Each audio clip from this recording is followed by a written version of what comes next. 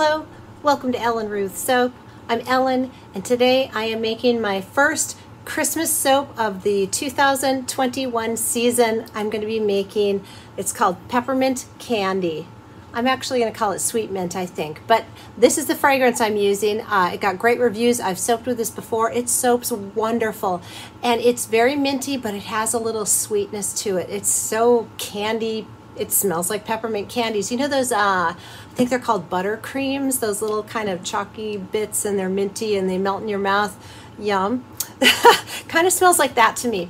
For the colors, I'm going to do layers to be my candy inspiration. And for the color, I'm going to use Cotton Candy Mica from Be Scented.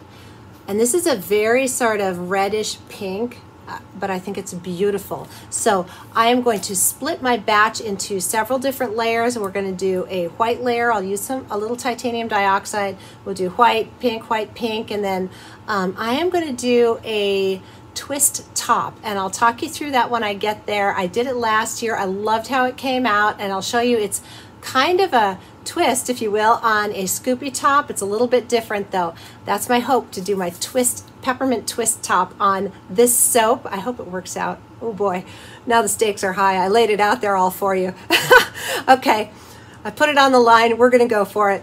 So this will be a goat milk and oil soap today. I'm going to get everything pulled together. I will get my oils with all the additives mixed, split up into individual pots. I will get my lye mixture with the silk and everything made and split into individuals, and we'll just mix it one layer at a time, and that way I don't have to worry about trace accelerating. I like doing it in bite-sized pieces. That's just how I roll. So I'm going to get everything prepped and ready to go, and let's come back and make some peppermint candy soap.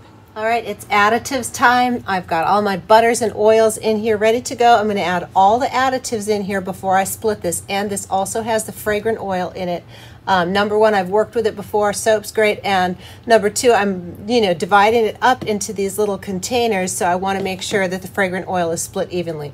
So it's in there. So let's get on here. We've got our kale and clay, 2 tablespoons of kale and clay, 2 tablespoons of colloidal oats, and I'm going to do 2 tablespoons of my heavy cream powder, just because it's awesome, and why not? Since this is a goat milk and oil, we're already doing milk, so let's just amp up the whole milkiness. And here is my goat milk. So my lye solution, liquid portion total, I subtracted this amount from my lye bucket so that I can put it into the oils and mix it in here. So that is what's that. Let's get this all blended in, and then I will weigh it out and measure it out into my individual pots, and we'll get moving forward layer by layer.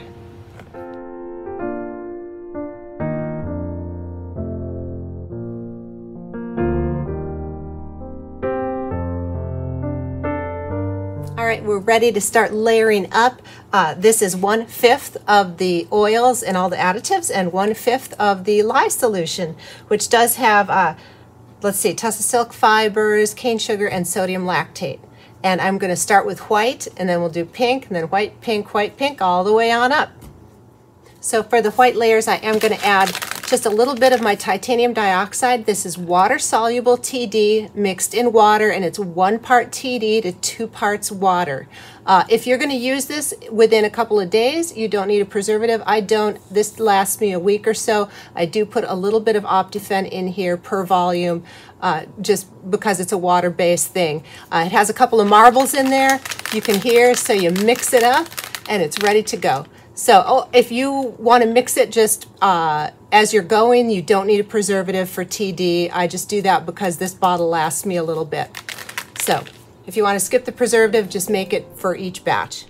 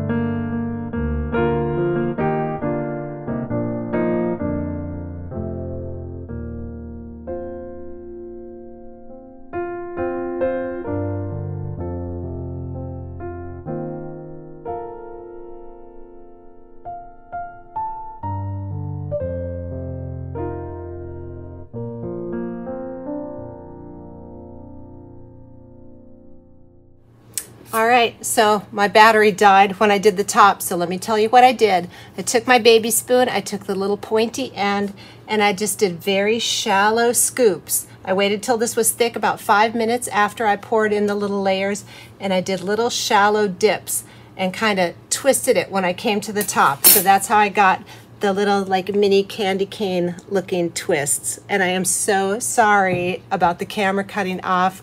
When I got done and looked up, I was just devastated that I missed that on camera. But that's how I did it. So I apologize. Put the lid on this and let it go through gel phase tonight, and we'll come back tomorrow and see how those layers came out.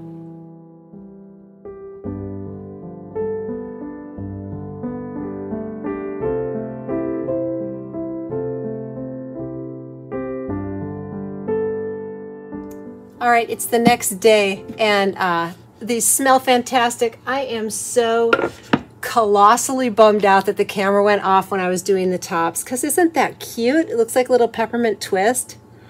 I'm loving it. I will revisit this top again and make sure my camera is rolling and batteries are good. Again, I apologize. You know, if I could kick myself in the hiney, I would. But let's move forward. Let's see how these stripes came out inside here. It smells great. Again, just that sweet, I think it's buttermints is the name of that little candy. It's old-fashioned type candy. Anyway, this kind of reminds me of that smell. Very sweet and minty and all the good stuff.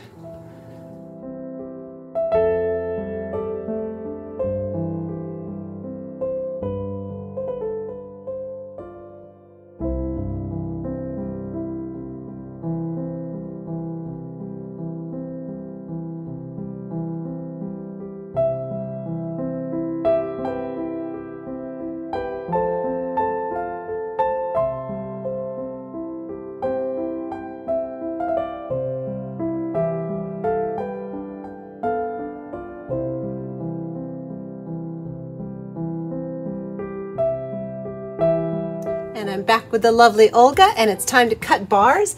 So, a little bummed out. So this is what I was hoping to find all the way through. Nice straight lines. I waited a while. Apparently my hand slipped, and ta-da, I had some breakthrough. That's not the end of the world, but I was really wanting crisp lines on everything. So let's get into this one with the little whoopsie doodle and see what we've got.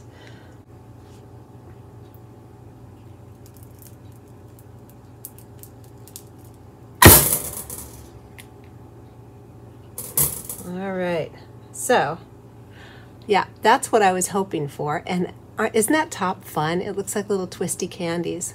But let's keep going down here to the, not much to see until we get to the breakthrough. I'm really curious. Oh, there we go. You know, it's not the end of the world. They're still marketable. Look at that top. But yeah, I was really hoping to avoid that. So a little bummed. Not the end of the world, but you know. All right, so this was one of the breakthrough, and then we'll just keep going. Let's talk about the fragrance. It's wonderful. It's still just as fresh and sweet and minty. And this is actually 2 days after I unmolded. I got busy and didn't get to this right away. So it smells fantastic. I am loving this fragrance, and I still think these are adorable. So let's keep cutting. All right, here's the other side of the breakthrough loaf, but the top. Oh, golly. And okay, so we already talked about the fragrance smelling good. This was a dream to work with also. Let's just say that.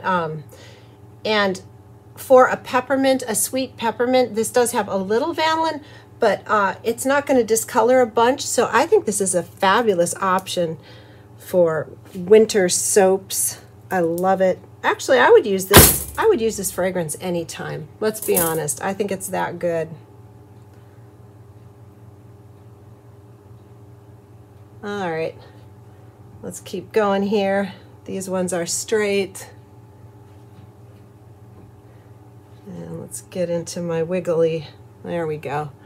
A little bit of wiggly. We're going to be okay with it though, okay? I'm not going to let it bug me. Even though I keep talking about it, it's obviously bugging me, but okay. I'm going to get over it. There we go. And the little speckles in there, that's the colloidal oatmeal.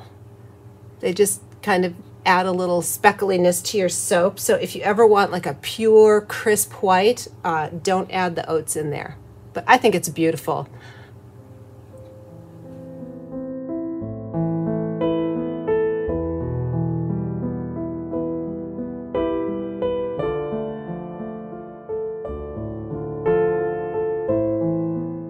Alright, it's been a little while since I've talked through my cleaning up and stamping process, so I'll do that today since I lost the top footage. Still feeling bad about that. Alright, so this is 48 hours after I unmolded. Normally I do 24 hours, but I got busy, so 24 to 48 hours is great. So that's how old this soap is. And I have my handy dandy KitchenAid vegetable peeler. It doesn't have to be a KitchenAid. I just like this one because it's very solid and it makes a nice smooth cut. And so what I do is I go over all the corners because I think that I like a nice smooth feel. I don't want any sharp edges in the shower. To me, that's uncomfortable.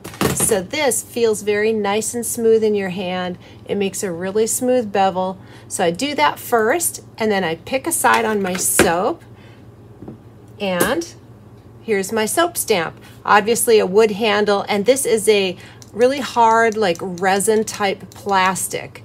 And it's specifically made for soap. It's got a little higher of a rise on the logo. I got this from Digital to Create. There's a link in my Amazon store down below. The fellow's name is Gabor. He's from Hungary, and you send him your logo file, and then he will send you back a little picture of what, you know, what it should look like, and you approve it, and then he makes the stamp. Anyway, this came from Hungary. I'm in Tennessee in the USA, and I got it in a couple of weeks, which I thought was really fast for a custom logo stamp, and I've been loving it. I've had no issues. Anyway, so what I do is I take my stamp. This is 91% isopropyl alcohol. I like the 91 or the 99% because it evaporates a lot faster than the 70% that you can find at most drugstores. You can usually find a 91% there too. So that's what this is. I spritz my stamp with it just lightly because that for me helps it release from the soap without sticking. It makes a nice clean impression, and of course it just evaporates off. So it's not going to leave any residue or anything. Keeps your stamp nice and clean too. Here is my rubber mallet, just a, I think it's a 5-pound rubber mallet, whatever. You can even, well anyway, let me show you how I do it. So I get this centered up, and sometimes if I go fast they get crooked, so if I take my time, give it a tap or two till it feels like it's gone in, rock it out, and there it is. A nice crisp impression. Now, depending on your recipe, the hardness of your bars, all that, I have seen some soapers come through and they can just push it in with their hands, you know, and it works fine. I've seen other people will take a plastic saran wrap and lay it over their soap and then do the stamping. So many people have different methods. This just seems to work for me and my soap recipe and my stamp. So you might have to play around, find out what works for you, but this is the way I do it. Let me get the rest of these cleaned up and stamped. Have an awesome day, and if you enjoyed this video, please consider hitting the like button and subscribe so you don't miss a thing going on in the soap shop. Thanks for watching.